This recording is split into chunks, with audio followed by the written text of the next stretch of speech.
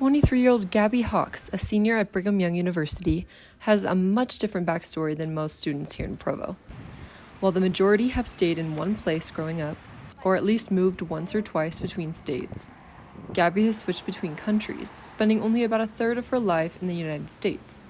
Let's hear her story. So I was born in Southern California. That's where my parents started out.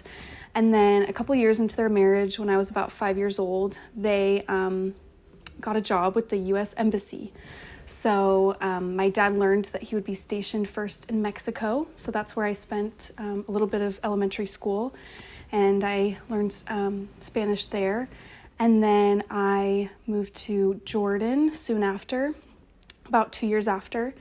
And we spent a couple years in Jordan, and then we moved to Dubai, and then finally I finished high school in Malaysia. Roughly 1 in 4 teens, about 27%, say that they have traveled overseas, making Gaby's childhood very distinct from her peers. She remarks that her family needed to grow close to adapt to the new environment, but that it ended up being a huge blessing.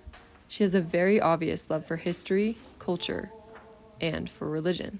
I learned in the Middle East that there is good in every religion.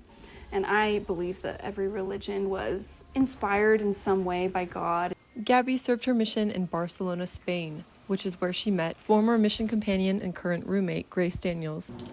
I feel like since Gaby grew up overseas, she's able to adapt super easily and make connections with anyone. I feel like every country that you visit is just so uniquely beautiful. Deep down, I really do feel like I am from Jordan. That's where my family lived the longest, and I just have such a love for the Middle East because it really does feel like home.